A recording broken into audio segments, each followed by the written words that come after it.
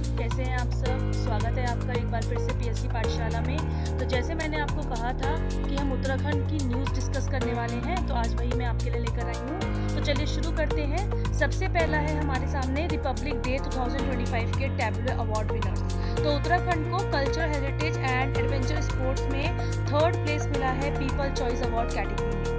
तो Uttarakhand got the 3rd place in the people choice category award. इसके बाद अगर देखें तो उत्तराखंड टैबलो को 3rd प्लेस मिला है। गुजरात को 1st पोजीशन मिली है, जिसकी थीम थी golden heritage, golden India, heritage and development.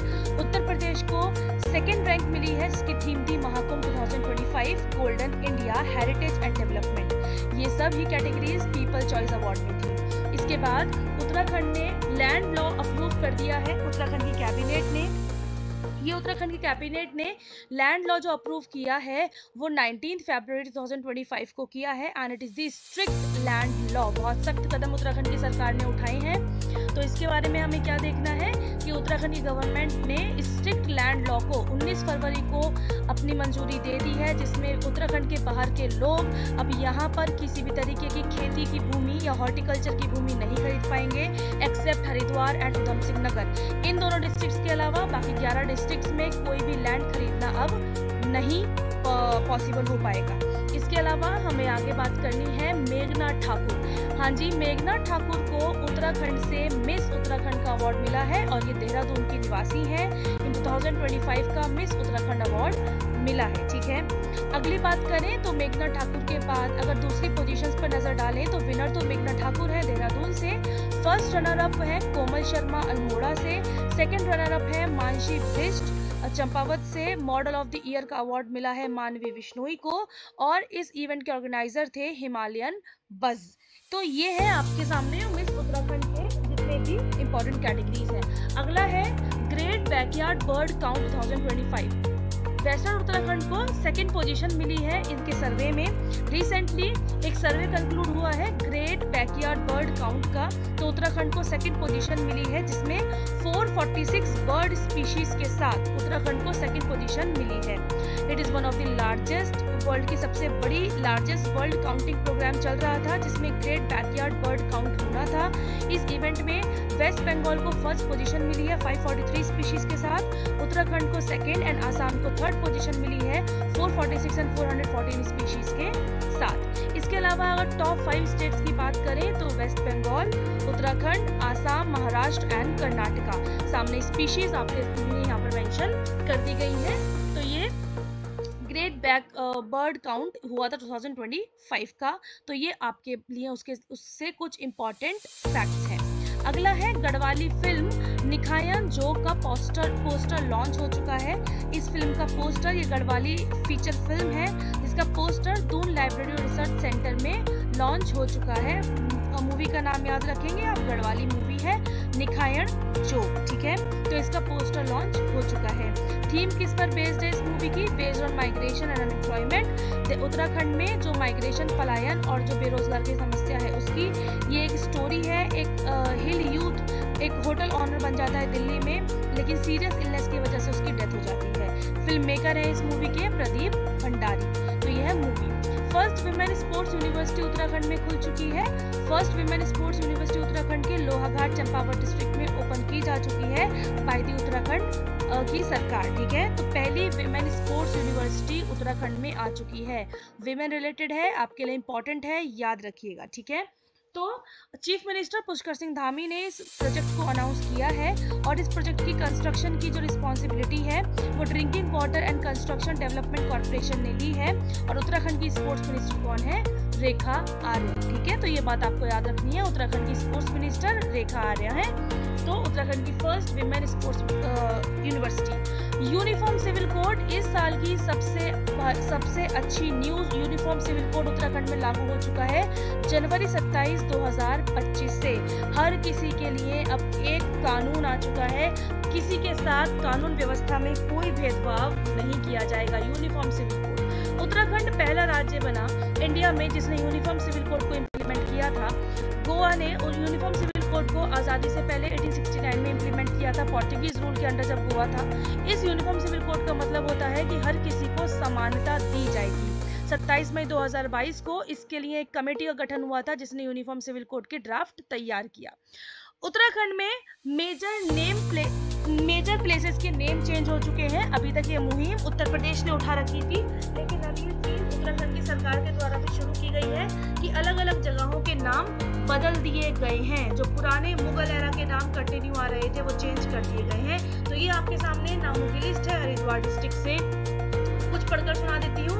जैसे औरंगजेबपुर का नाम शिवाजी नगर हो गया है, गजीवाली का आर्य नगर हो गया है, चांदपुर का ज्योतिबा फूले नगर हो गया है, मोहम्मदपुर का मोहनपुर हो गया है, खानपुर कुरसाली का अम्बेड नगर, इंद्रेशपुर का नंदपुर, खानपुर का श्री कृष्णपुर, इस तरीके से नाम चेंज हो गए हैं। देहरादून डिस्ट्रिक्ट में इंपॉर्टेंट जगहों के नाम चेंज हुए हैं। मियावाला का रामजी वाला, पीरवाला का केशरी नगर, चांदपुर खुर्द का पृथ्वीराज नगर, अब्दुल्ला नगर का दक्ष नगर, ये नाम चेंज हो गए हैं इन उत्तराखंड ऑल्सो। ठीक है, इसके अलावा अगर दूसरी और डिस्ट्रिक्ट्स की बात करें जिसमें नेम चेंज हुए हैं, नैनीताल डिस्ट्रिक्ट में 2 जगहों के नेम चेंज हुए हैं।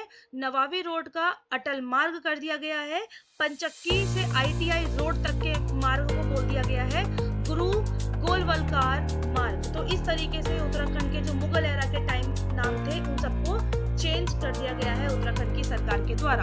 उधम सिंह नगर की एक जगह का नाम बदलकर कर दिया गया है सुल्तानपुर पट्टी। उधम सिंह नगर में बहुत इंपॉर्टेंट एक जगह थी, अब उसका नाम हो गया है कौशल्यापुरी। तो ये जो नेम चेंजेस हुए हैं इंपॉर्टेंट जगहों के, ये आपको याद रखने हैं किसी भी आने वाली परीक्षा के लिए।